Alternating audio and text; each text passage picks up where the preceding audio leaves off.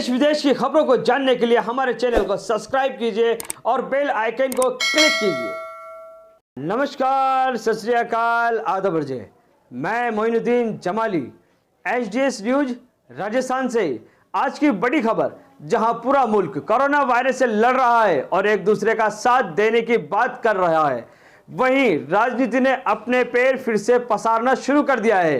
Congress party की आला कमान एवं पार्टी अध्यक्ष सोनिया गांधी जी ने जब से कांग्रेस पार्टी को श्रमिकों का रेल किराया एवं बस का किराया अपने पास से देने का ऐलान किया है, तब से राजस्थान सरकार अपनी पूरी ताकत के साथ गरीब श्रमिकों के साथ दे रही है। जबकि केंद्र सरकार ने श्रमिकों से किराया वसूलने का ऐलान किया था।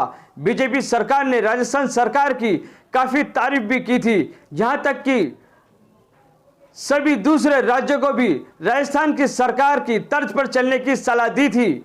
लेकिन कांग्रेस के राहुल गांधी गरीबों से क्या मिल लिए कि केंद्र सरकार के पेट में दर्द उठ गया और उन्होंने राहुल गांधी जी को ड्रामेबाज तक कह दिया। वित्त मंत्री सीतारमण जी ने हंगामा कर दिया और राजनीति का अड्डा बना डाला। यह वक्त एक दूसरे पर और एक दूसरे के खिलाफ बोलने का नहीं है, एक दूसरे का साथ देने का है। राजस्थान सरकार पूरी तरीके से श्रमिकों का साथ दे रही है। प्रधानमंत्री नरेंद्र मोदी जी ने बड़ी ही तारीफ के साथ में मुख्यमंत्री श्री अशोक गहलोत जी की तारीफ की थी और कहा था कि दूसरे राज्य भी इनसे सीख लें। लेकिन आज अचानक ये पेट में दर्द क्यों उठा, इसे राजनीति का अड्डा क्यों बना डाला? यह वक्त एक दूसरे पे छीना झपटी का नहीं है। देखिए, हमारे राजस्थान के मुख्यमंत्री जी आज वीडियो कॉन्फ्रेंस के द्वारा लोगों से बातचीत करके क्या कह रहे हैं। जब से कोरोना की महामारी पूरे विश्व में फैली है, तब से ही लगातार इस मुल्क के अंदर जो लड़ी लड़ी जा रही है, वो चाहे केंद्र सरकार हो चाहे राज्य सरकारें हों, सब ने मिलकर के इस जंग के अंदर लड़ने का फैसला किया। और पहली बार ऐसा दिख रहा है कि पक्ष और विपक्ष सब मिलकर के इस लड़ाई को लड़ रहे हैं। यहाँ तक कि जिस प्रकार से कांग्रेस प्रेसिडेंट सोनिया गांधी जी ने प्रधानमंत्री नरेंद्र मोदी जी को पत्र लिखा कि पूरी कांग्रेस पार्टी आपके साथ खड़ी मिलेगी आपको जंग के अंदर, और प्रधानमंत्री जी ने भी इसकी तारीफ करी थी। मेरी समझ के परे हैं कि जिस रूप में राहुल गांधी ने स्टेप उठाए, वार्न किया भारत सरकार को 12 फरवरी को ही कि ये कोरोना फैल सकता है मल्टीफोल्ड। जिस प्रकार से लॉकडाउन घोषित कर दिया अचानक, उस अफरा तफरी मच गई देश के अंदर। सारे लोग जहाँ जो गए हुए थे अपने काम, धार्मिक यात्राओं में, पर्यटन के रूप में, काम धंधे में, वो तमाम लोग वहाँ फंस गए। जिस प्रकार का व्यवहार हुआ मजदूरों के साथ में, उसके कारण और भय के कारण भी इस महामारी पता नहीं किस रूप में आगे बढ़ेगी। इस कारण से देश के मजदूरों ने मन में तय कर लिया कि हमें एक बार अपने गांव जाना है, अगर मरना ही है तो गांव में मरेंगे। यहाँ तक लोगों के दिलों में भावना आ गई, इसलिए उन्होंने किसी की नहीं सुनी, निकल पड़े वो। अगर समय पर उनको वार्न किया जाता तो वो चले जाते ट्रेनों के अंदर। अब उनके पास कोई रास्ता नहीं रहा तो पैदल निकल पड़े। दुर्भाग्य से आप देख रहे कितनी घटनाएं हो रही, कितने लोग मारे जा रहे रास्ते के अंदर, एक्सीडेंट से भी और अन्य तरीकों से भी। ये दुखद दृश्य देखने को मिल रहा पूरे देशवासियों को। पूरा देश विचलित है इसको लेकर के। पूरे विश्व में हमारी बदनामी हो रही दुनिया के अंदर। और जिस प्रकार से ट्रेनें शुरू हुई, कुछ प्रयास हुए तो ट्रेनों किराए लगने लग गए, किराया। तो सोनिया गांधी जी ने कहा कांग्रेस पार्टी के नेताओं को, प्रदेश कांग्रेस कमेटियों को, आप बजाय इसके कि मजदूर की जेब से पैसा जाए, कांग्रेस पार्टी इसको पैसा चुकाए। इसमें क्या बुरा था?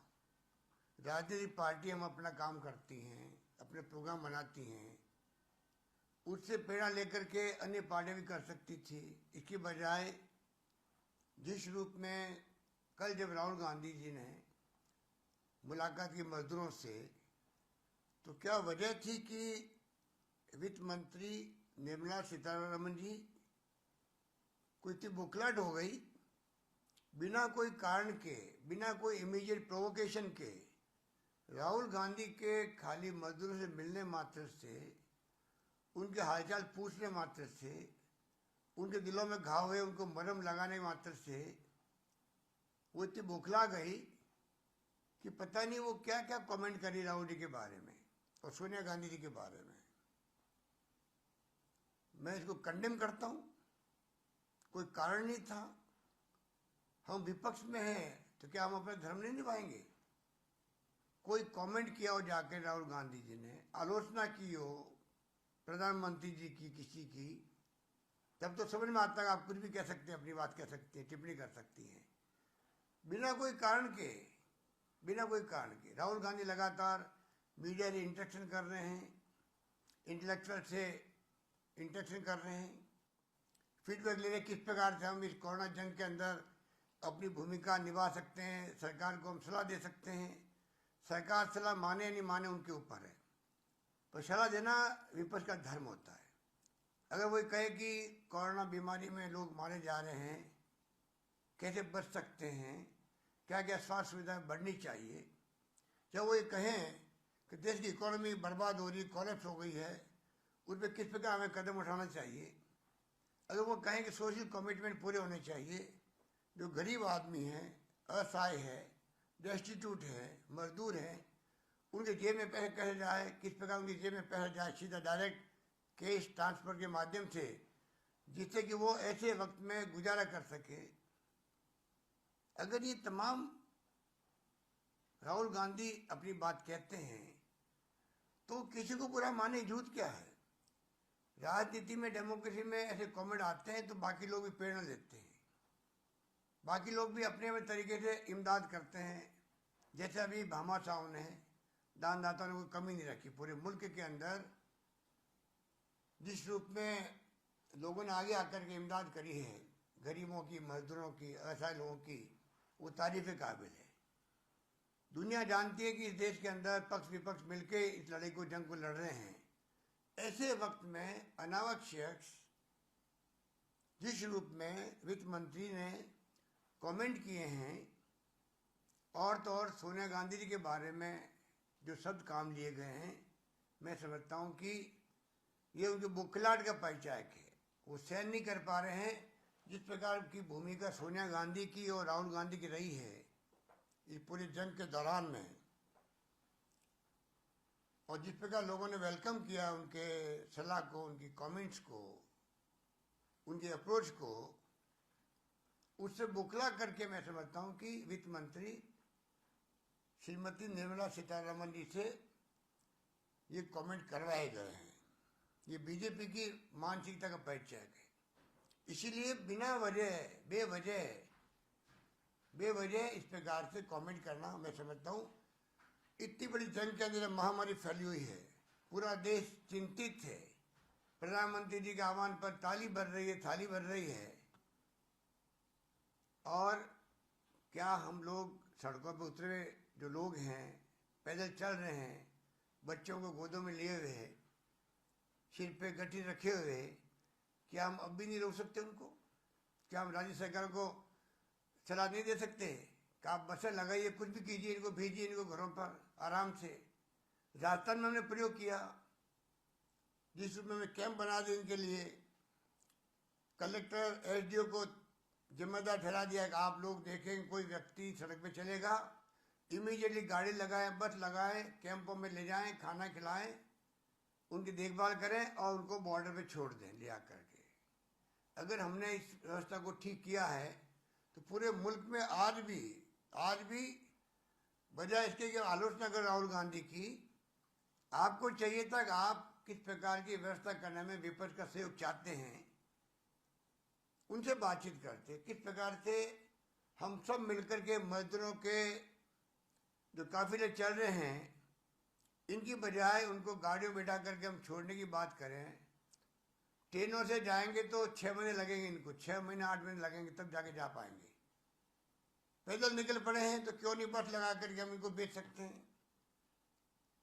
सब कुछ संभव है। पता नहीं इसकी तरफ प्रधानमंत्री जी नरेंद्र मोदी जी का ध्यान क्यों नहीं जा रहा है। क्या उनको फीडबैक नहीं मिल रहा है? क्या जरूरत पड़ गई कि निर्मला सीतारमण जी को बोलने की इस प्रकार से? अनावश्यक माहौल खराब करने का क्या फायदा है? ये मेरी समझ के परे है।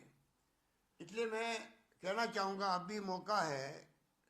इन मजदूरों का दुख जो है वो देखा नहीं जा रहा लोगों से, सब लोग विचलित हो रहे हैं। ऐसे वक्त में उद्योग धंधे भी चले, मजदूर घर जाके वापस भी आएंगे अगर उनको हम लोग विश्वास दिलाएंगे कि सरकार आपके साथ खड़ी है। अभी वो इतने विचलित हो गए, इतने दुखी हो गए हैं। पैदल चलना 1000 किलोमीटर, 500 किलोमीटर, मेरे ख्याल में इतिहास में कभी सुना नहीं मैंने। इस प्रकार के माहौल में, देश में जो माहौल बना है, मैं समझता हूँ कि कोरोना की जंग लड़नी है तो मजदूरों का साथ चाहिए हमें। सभी धर्म, सभी जाति, सभी वर्गों का सहयोग चाहिए हम लोगों को।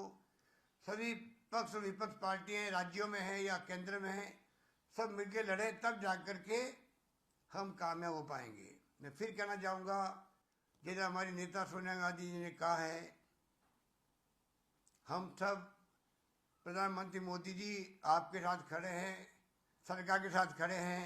हम चाहेंगे कि जीवन पे जो संकट आया है उसका मुकाबला करें मिलके, जीवन पे भी और जीविका पे भी।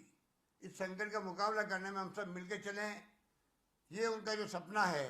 मैं समझता हूँ कि उनकी भावनाओं को समझेंगे और निर्मला सीतारमण जी को सलाह देंगे। इस प्रकार के ओछे कमेंट जो किए उन्होंने सोनिया जी के बारे में, वो करने से बाज जाए, यही कहता मैं उम्मीद करता हूँ कि सरकार आगे आएगी, कुछ कदम उठाएंगी जिससे कि गाड़ी पटरी वापस आ सके। धन्यवाद।